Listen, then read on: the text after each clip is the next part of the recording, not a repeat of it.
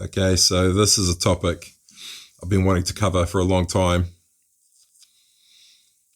And it's just awesome having this podcast now because I can just express myself without having to worry about how other people may feel about what I have to say. Because it's certainly not going to be well received by many, many people.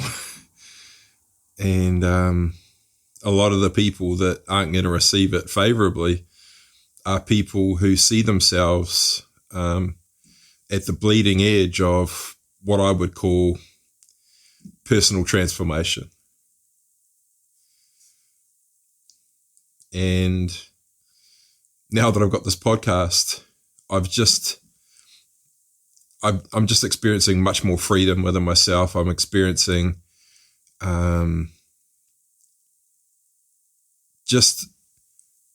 I just feel liberated being able to just record my truth without worrying about how it's going to be received by someone else. And, I've always been hyper aware of my perspectives and how they can, trigger people. And, there are some circumstances where if you just express your truth relentlessly, it creates so much discomfort in the energy that it's not conducive to like collaborating or, having fun or connecting with people. And, I'm at a point now where, I'm aware that I'm aberrant and that my perspectives are atypical. And, I'm aware enough to realize that withholding my truth in certain circumstances is the ideal scenario. And now that I have this outlet of this podcast where I have zero attachment to who's listening, to what their reaction is, and it's not about me trying to change someone. In fact, it's the opposite. And that's what I want to speak about on this podcast. And that is the topic of the nature of transformation. And my hope is that after you listen to this and after you hear this, that any resistance that you feel because of it, that it will challenge your perspective, I'm sure of it.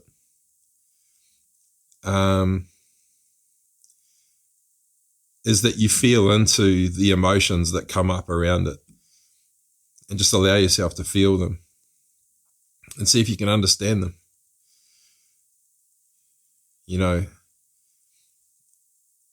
So I'm just going to come right out and say it.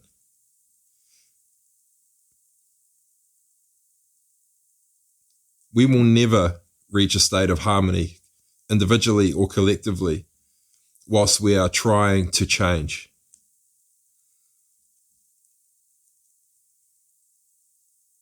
Trying to change is, in fact, part of the reason why there is so much disharmony.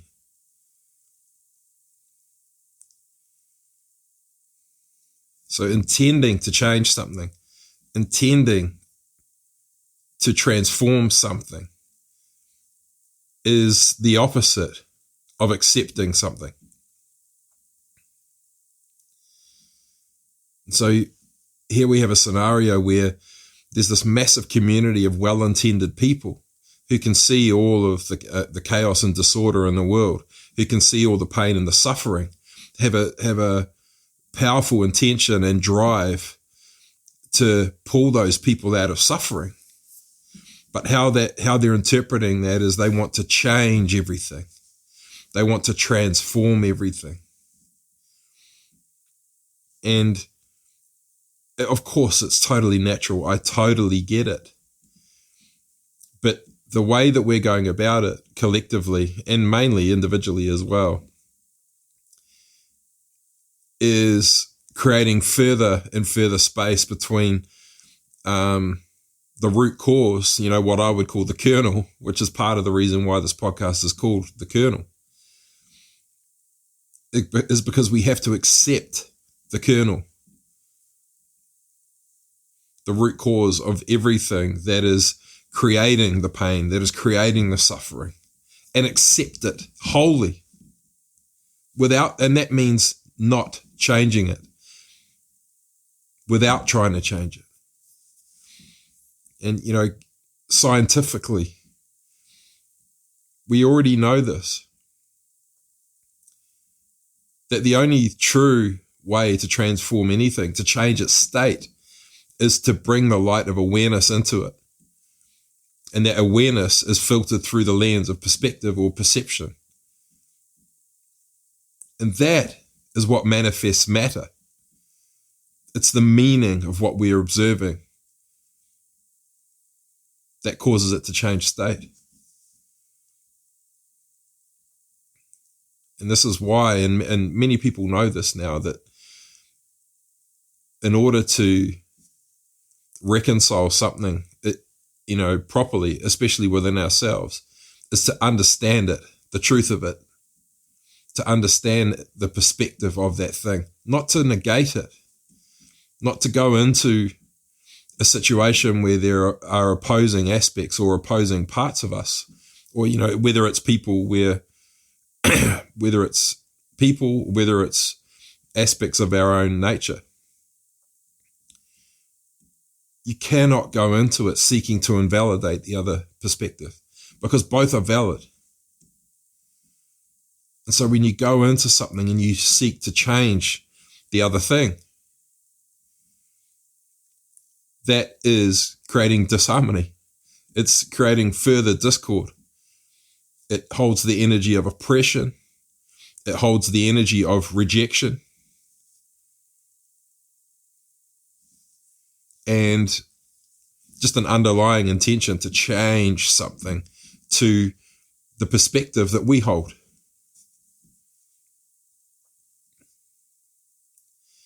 Even to the point where, most people who are, I'm making assumptions here, but I'm assuming that a lot of people who are listening to this will have come across inner child work at some point, or some spiritual teacher's interpretation of inner child work. And all of the modalities I've come across, they're teaching people to go into it in order to change the perspective of the other thing, rather than seeking to understand it and validate it. Because once you become adept at receiving a thought and giving that thought unconditional presence, being unconditionally present with the thought, what you notice is that your presence with it causes it to turn into a vision. When you're present with a thought, even if it's negative, and many of the greatest spiritual supposed teachers on the planet and quantum physicists, they're still saying your thoughts aren't true. Not all thoughts are valid. But I'm telling you, they are. Every single thought. And if you look at a murmuration of starlings, they receive a signal. There's no consideration of whether it's true or not. No consideration of whether it's true. It's always valid. They receive it and they respond. They interpret and respond. Yes, behavior happens, but the interpretation still happens. But it's based on an absolute trust of the signal. And yet human beings, we say, oh, here's a thought. No, it's negative, so it's not true. Yes, it is true. It is true. Whether it's actually true or not is irrelevant, because what it contains is a hidden meaning and a vision. that if we give that thought our unconditional presence, it transforms. Begins as a thought. We give it our unconditional presence. The thought expands. We give it more unconditional presence. It evolves into a vision. And so we give that vision our unconditional presence, and that vision expands. And we stay with it. We continue to give it our unconditional presence, intending to decipher what it means to us. Meaning is all that matters. Meaning, the marriage of mind and spirit, of thought and emotion. What does it mean? The vision contains the meaning. So we stay with it, we give it our unconditional presence, and we interpret the meaning for us. We stay with it, and an emotion is evoked, and so we want to decipher what that means. Now, it won't always be pleasurable. It won't always be enjoyable. It won't always lead you to joy, but that's the whole point. Because you're made of shadow and light. You're positive and negative. And most of us are in huge resistance to our shadow aspects, to our negative aspects. And so a lot of the time, the thought will be leading us to an emotion we're resisting, or to a belief that we're in resistance to. But here's the thing. Now, if you've listened to some of my other podcasts, you'll know that I'm an advocate for denial. I advocate for denial. I advocate for dissociation. I advocate for deception. I understand the nature of these things, and I understand their power and the loving nature of these things, the light that's contained within them. I understand it. But here's the thing, I understand them in context of being someone who receives every thought, because I understand that every thought contains often a repressed desire, but more importantly, a hidden meaning of an unconscious interpretation I have about some aspect of my life. And contained within that thought that then evolves when we give it our unconditional presence. It's almost like fertilizing an egg. We give it our presence, and then it manifests into a vision. And the moment that we imbue meaning into that, or the hidden meaning is revealed, and we understand it, that is the moment that we've reconciled an unconscious perception that we formed, possibly due to some trauma that we've had in the past, possibly due to some ancestral trauma that's still being held within our DNA. The thought comes, we receive the thought, we give it our unconditional presence. It evolves into a vision. The vision contains a hidden meaning. And it brings understanding, and that understanding is imbued with acceptance, you see. You can't choose to accept something. You can only give it your unconditional presence until you understand it. And then the acceptance just happens. So you can't receive a thought and have it be a negative thought and then turn away from it and say that you accept it.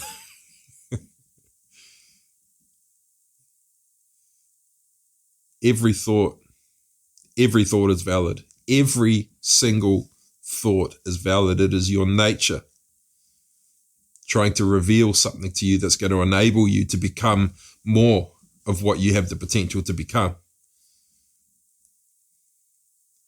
It's coming to you to say, now is a good time for you to reconcile this because you're ready. You weren't mature enough as a 4-year-old child to reconcile the truth of that trauma. So I'm bringing it to you now because now I know you're mature enough to reconcile this. Now I know you're mature enough to reconcile the truth of this and claim the I am of it. Because now is the moment that you're ready. And so all it requires is trust. All it requires is trust. And, underneath all this, because so many of us are still in the habit of,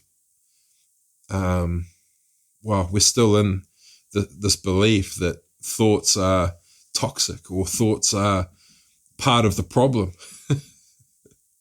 Trying to avoid our thoughts, trying to still our mind all the time. It's quite the opposite. The mind is programmed to protect the innocence of the spirit so that it's not tainted by perception. So deception is obviously one of the most powerful tools at its disposal.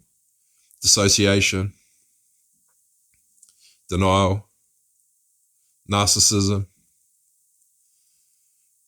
All of these are tools, mechanisms to hide the truth because the reality of that truth is deemed to be too detrimental to the evolution of the spirit, to it evolving and becoming more and more and more and more.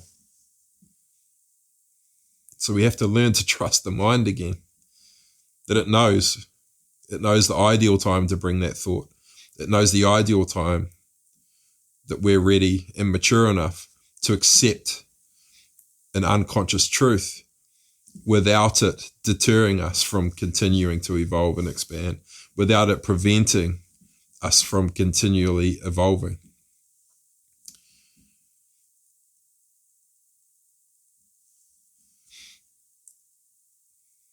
And so I want to bring transformation back into the picture.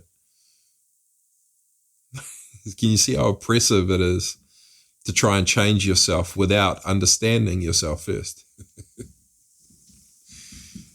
Going into a scenario with another human being, intending to invalidate their perspective so that they adopt yours. Can you feel how ignorant it is, really? But it's really harsh. It's really unloving. It's entirely unevolved.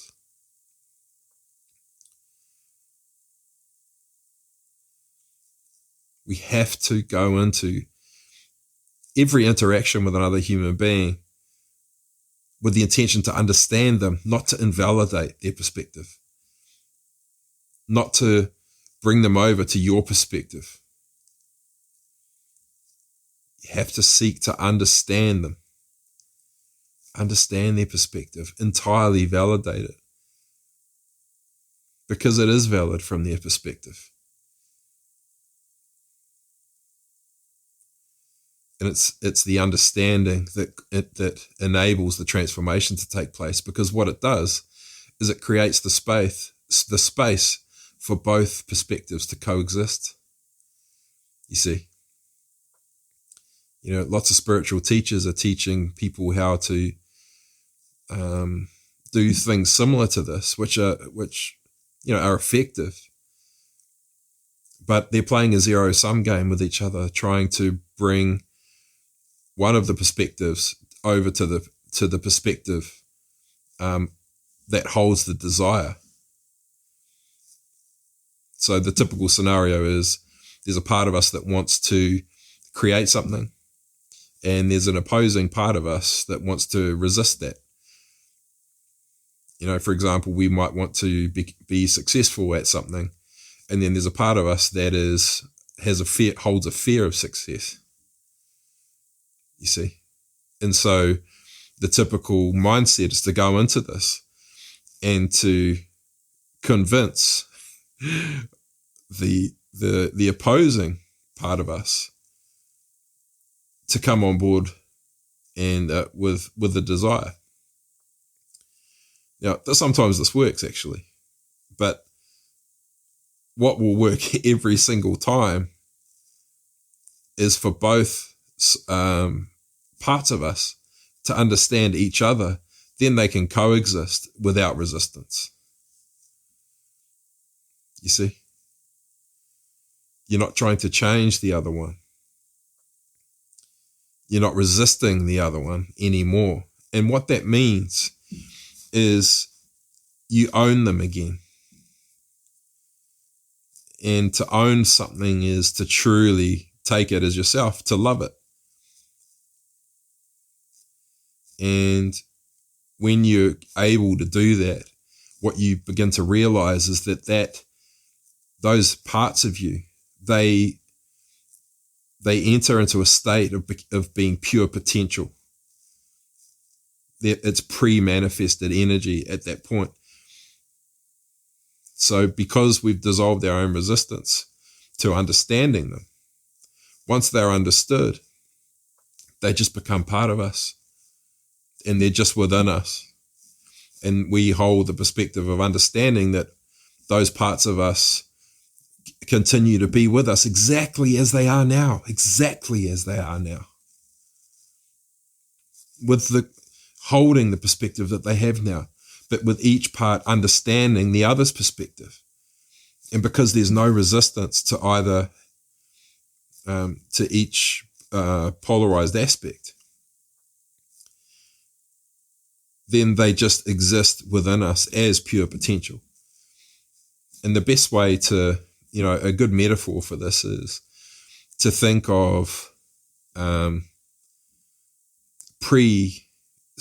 pre-manifested energy, for example, as the primordial substance. It's like that's analog, and manifested reality is digital. Analog is the substance. It's the void, it's pure space, the fabric of space, it's the ocean of space, however you want to view it. It exists as a sea and an ocean of pure potential to become anything. And then you have the manifested reality, which is anything, digital that contains light. And so the best way to look at it is, once both aspects understand each other, once the opposing aspects understand each other, they become part of the primordial analog substance again. And so there's a state of knowing that I am that. I am someone who holds fear of success, and I am someone who desires it. And that is part of who and what I am, but it exists pre-manifestation. So they're not manifesting anything. I'm just holding the understanding that I am that. I am that. And so I'm aware that both of those experiences can be evoked again. They can be expressed again. They can become real again, or they can remain dormant. But I know that I am that. And none of those aspects ever have to change, ever, because I am that. I am terrified. I am full of desire and enthusiasm and passion. I am resistant. We don't have to dissolve we don't have to change the perspective of the opposing aspect. We only have to understand it, because our unconditional presence is what enables the transformation.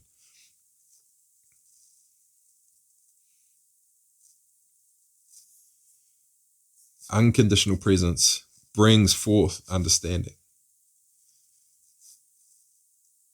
And acceptance happens through osmosis. And once that happens, we can continue moving forward, knowing that I am that. I am that. And you can feel how loving that is. You can just feel it. You validate the perspective of that. You claim it as part of yourself. I own you. You are part of me. We are one. You don't have to change any part of yourself. I understand you. And then we continue manifesting whatever it is we want without resistance and without having to change anything.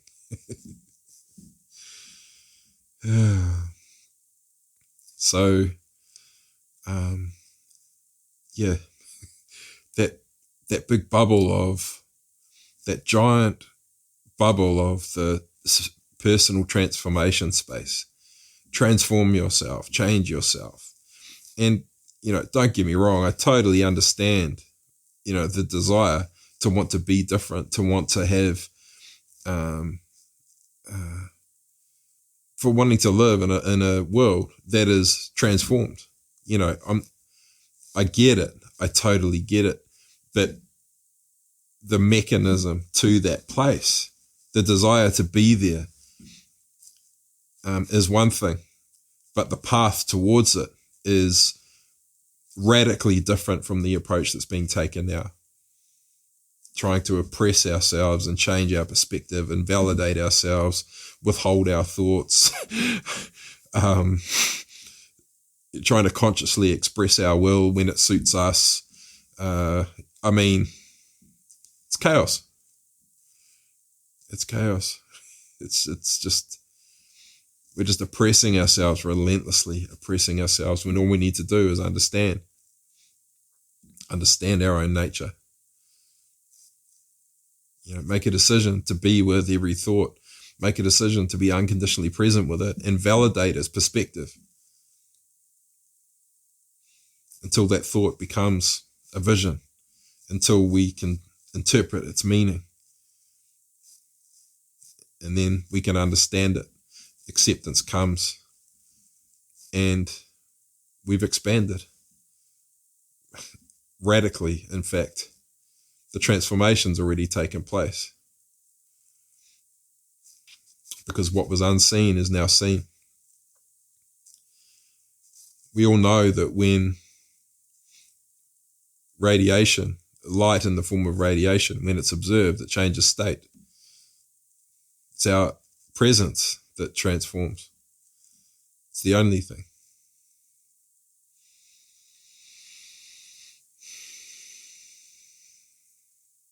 Okay.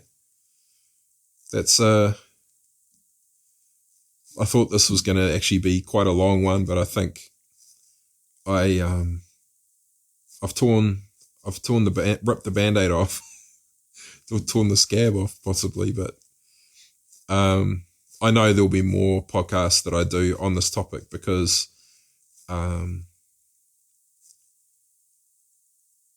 it's not I know it's not something that people will have heard before, but I feel like it is going to resonate with a lot of people, but it is going to get a lot of people's heckles up as well. And, especially people who are out in the world trying to change other people, trying to heal them. And there's a lot of, when you truly understand this at the deepest level, if you're a healer who's trying to heal someone or fix them, that intention to fix someone is imbued with the desire to change them, to change something that's broken, to change something that's not right or whatever it may be. But you can still bring this into, your approach to healing. But the way that you express that, the way you get to what you would call the healing is through unconditional presence and understanding. So yeah, it's subtle, but huge, because one of these methods involves oppression and the other doesn't. Yeah, allowing an acceptance. And yeah, so that's the right place to stop. I know there'll be more on this topic, and I look forward to that next podcast. Okay, that's all for now. Cheers.